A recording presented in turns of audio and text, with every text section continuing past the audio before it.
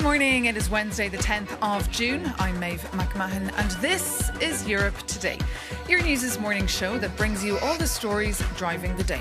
Coming up, escalation in the Middle East. Iran has launched a missile attack on a US airbase in Jordan after President Donald Trump blamed Teherán for the downing of an American Apache helicopter near the Strait of Hormuz. The attack comes as members of the UN Security Council remain divided over sanctions linked to Iran's nuclear programme. Meanwhile, in southern Lebanon, Israel has carried out airstrikes that caused a number of deaths and many serious injuries. As locals flee to safety, Iran has warned of, quote, crushing measures if Israel continues its assault. And here in Brussels, EU leaders are rolling out the red carpet today for South Korean President Lee. The EU-South Korea summit takes place as part of his 10-day tour of Europe, which will culminate at the G7 summit in France next week. But first, the US has launched multiple waves of strikes on Iran in response to a military helicopter crash off the Strait of Hormuz. Reports say the helicopter went down after colliding with an Iranian drone, but it's not clear whether the collision was intentional. In a post on social media, Donald Trump says that there were two pilots involved, both safe and uninjured. Nevertheless, the United States must, of necessity, respond to this attack. Soon after, Iran said no attack would go unanswered and launched retaliatory attacks against a number of US bases in Bahrain. For analysis, we're joined now by General Dominique Trinquant, a retired French Army general and former head of France's military mission to the UN in New York, an expert in international security, peacekeeping operations and military strategy. Good morning, General. Good to have you with us on the programme. Now, these latest developments severely threaten the fragile ceasefire, which has seen already many clashes inside and outside the strait. From your perspective, how close is the ceasefire to complete collapse?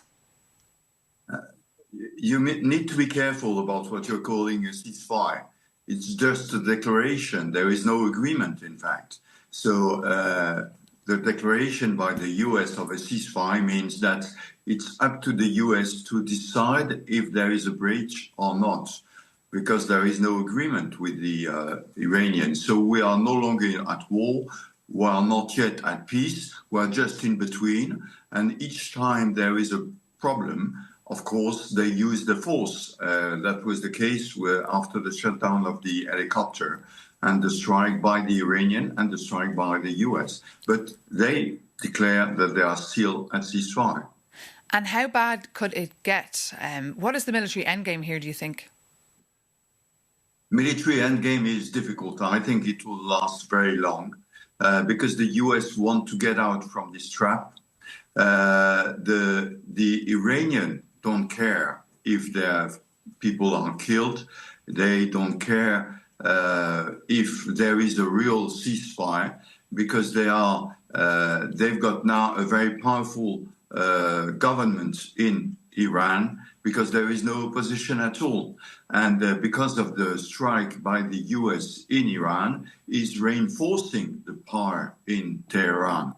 And so it can last long, but they want to have an agreement to ease the economical sanction. And of course, the US are the only one to negotiate with the Iranian, neither the Israeli nor the European, no one else. And so it's only up to President Trump to show that he has won something.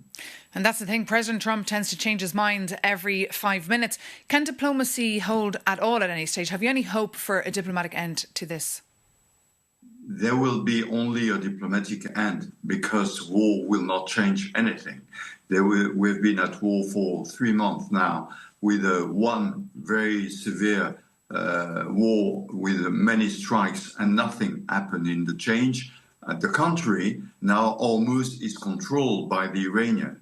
So I think that only diplomatic movement can change something, but it will be very difficult because the Iranians are really in a powerful situation now. And just finally, your thoughts on Lebanon. Do you think Lebanon could hold the key to the future of this war?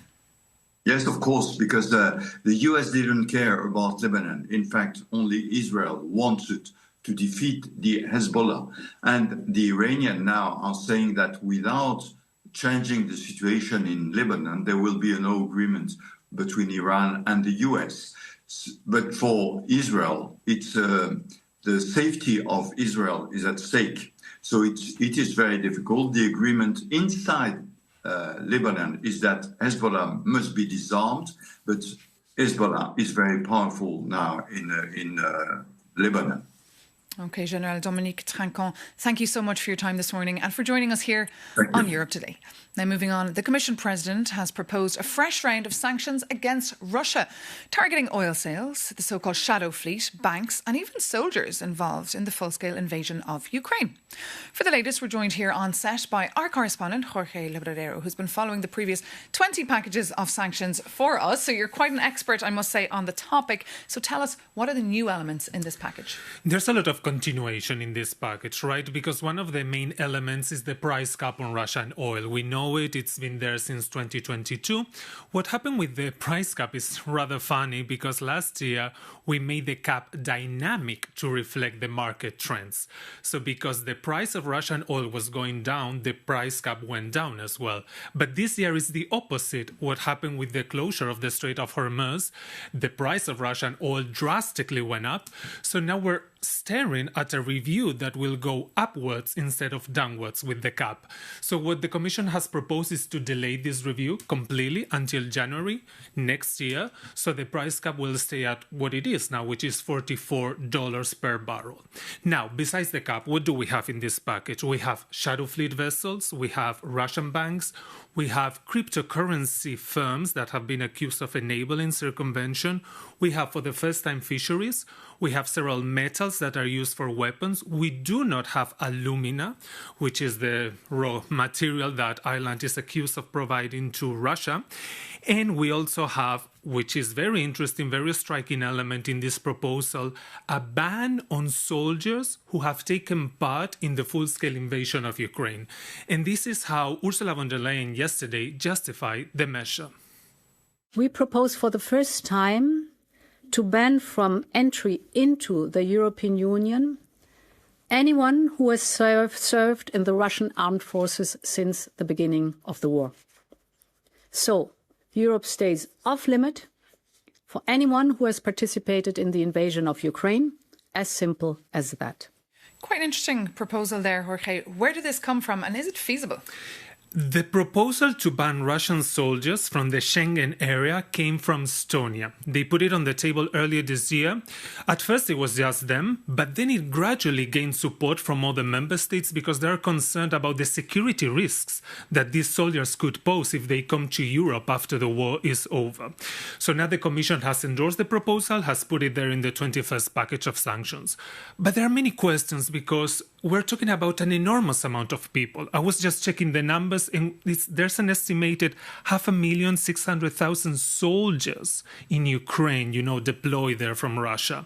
So how do we ban so many people? Well, first of all, we need to identify them. Who are they? Where are they? Where do they come from? And then once we have these identities put in place, we can establish a system to systematically deny them entry into the Schengen area. So let's see how this proposal actually works in practice. What are the feasibilities, the technicalities, but the goal is to have the sanctions approved by mid-July. Okay, Jorge, thank you so much for that update. And you can read more, of course, about all those technicalities on euronews.com. But now, in a major blow to the French President Emmanuel Macron, France and Germany have shelved a project to jointly build a next-generation fighter jet. The project was seen as a key test of European efforts to work more closely together on defence. For more, we can go straight to Berlin and bring in our correspondent, Laura Fleischmann. Good morning, Laura. Just tell us what happened with this project. Why did it fall apart? Good morning to you too, Maeve. And, well, the German Airbus and France's Dassault Aviation have come to an end of their talks about a potential FCAS project working together on a next generation fighter jet because they couldn't agree on how to work together. Apparently, Dassault tried to take on a leadership role, tried to take a bigger share of the work, and Airbus was not too happy with that. Also, there were disagreements regarding potential patent rights on new developments and problems with different military requirements by France and by Germany. France needs a nuclear-capable jet and one that can also land on aircraft carriers. And Germany is not a nuclear power and also does not have an aircraft carrier, so this was not on top of the list for Germany. And this now is a serious blow to Europe's defense, and that especially during challenging times in terms of security, looking at Ukraine, looking at the tense transatlantic relations currently. But potentially a new next-generation fighter jet might not be completely off the table, since Airbus has now proposed to the German Defense Ministry that there could be a new next-generation fighter jet in cooperation with other companies, but this time without France. OK, Laura Fleischmann, thank you so much for that live update there from Berlin. Now, the European Commission has reacted to a controversial luxury development project on Albania's coast that's linked to the US President Donald Trump's family. The plans, as you might have seen, have sparked protests that are now in their second week. They're called the Flamingo Revolution because the wetland is home to flamingos, seals and sea turtle nesting sites. But Edi Rama, who's on the path towards EU membership, says they could modernise Albania. For more, I'm joined here in the studio by our correspondent, Mairead Gwynn. Just remind us, Mairead, why is this making waves and what exactly is this luxury tourism development? So as you said there, Maeve, this is a luxury real estate project that would see over 1.4 billion euros invested into building tourism sites on some of Albania's most protected ecological areas, home to endangered species, as you mentioned there. And the investor firm, which is called Affinity Partners, behind this is actually headed by Jared Kushner, who is, of course, the son-in-law of President Trump. His wife, Ivanka Trump, actually spoke about how the seed of this idea was first planted last week. She told a US podcast show, "We were on a friend's boat and we stopped for a swim. Effectively, that's how we found it.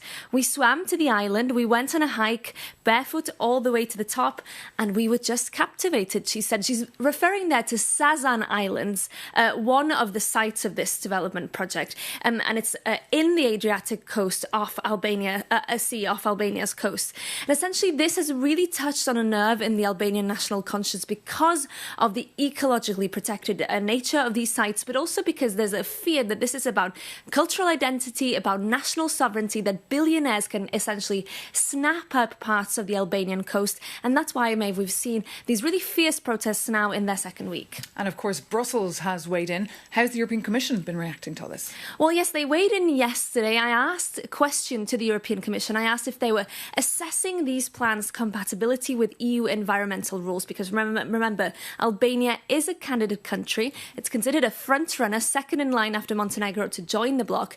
And to do that, it has to align with the EU's stringent rules on environmental protection. I asked this, and this is what a spokesperson for the Commission had to say.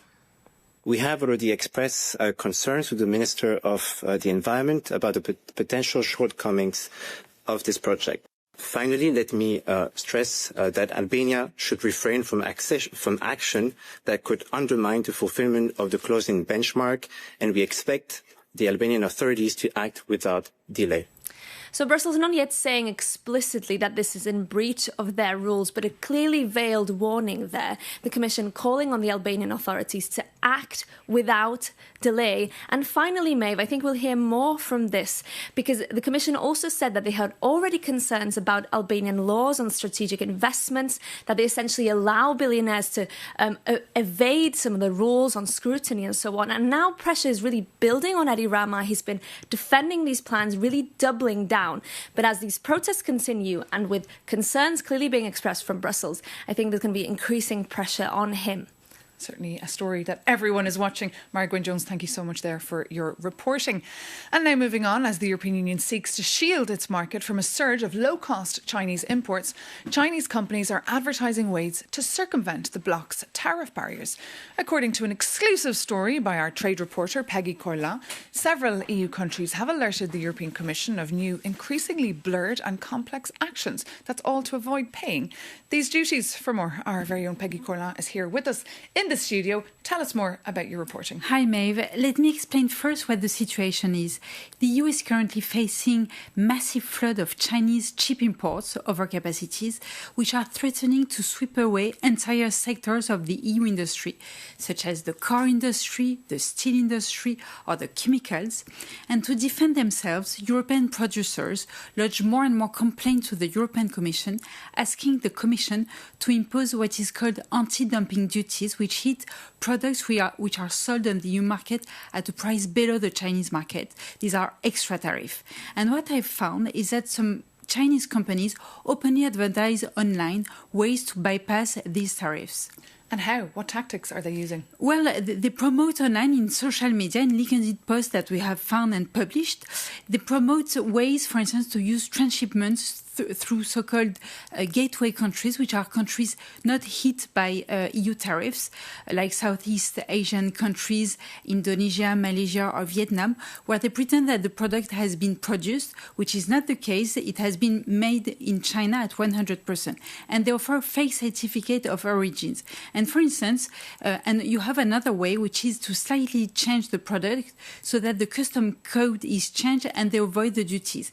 And for that, I found that a specific product, which is strategic for the airspace industry and the green energy, which is a chemical called titanium dioxide, some Chinese companies offer products made at 80% of titanium dioxide and not 100% to avoid duties which have been imposed in 2025 by the European Commission. OK, Peggy Corlin, thank you so much for that update. And another story, of course, that will be keeping our Peggy Corlin busy today is the EU-South Korean summit taking place this afternoon. Trade, of course, very much on the agenda, but also deepening defence ties. Our Jakob Yanis takes a closer look. How's your Wednesday? Because today, European leaders Antonio Costa and Ursula von der Leyen are hosting South Korean President Lee Jae-myung for the EU Republic of Korea summit. Meanwhile, their northern neighbors in Pyongyang have a busy schedule hosting China. Look, your reporter won't cover every single summit here, but this one matters. And if anyone asks why the EU quarter is buzzing, let the president explain. Oh, I'm preparing for the EU-Korea summit next week. Listen. Indeed, but our partnership and friendship with Korea is not only about K-pop, it's much, much more. Alright, so if it is not just about K-pop, what is it about then? The big news is a newly finalized digital trade agreement, which sets binding rules for data flows and e-commerce. But the real driver here is defense and geopolitics. And following a security pact which was signed 2 years ago, the EU is rapidly fortifying ties across the Indo-Pacific. And amid rising tensions, some EU politicians are even pitching a NATO-style economic deterrence pact with Seoul to block trade coercion from Washington or Beijing. And we are not talking about pocket money here. Total trade topped over 120 billion euros last year. And it's a busy two-way street. Europe mainly sends over factory machinery and chemical products. But in return, Europeans buy a huge number of South Korean cars, microchips and home electronics. And South Korea is a tech powerhouse, spending nearly 5% of its GDP on research, which, by the way, is more than double the European average. Their microchips and batteries power Europe's everyday economy, backed by heavy Korean investments inside Germany, Poland and Hungary. And Europeans are rapidly entering an era where international security is just as much about safeguarding microchip supplies and electric vehicle batteries as it is about traditional military firepower. But look, if you are still not sold on the high-stakes world of semiconductor defense, there's always the K-pop left for you. And that was, of course, our Jakob Yanis reporting for us there. Let us know how you feel about either K-pop or the EU-South Korea summit. You can write to us at europetoday@euronews.com.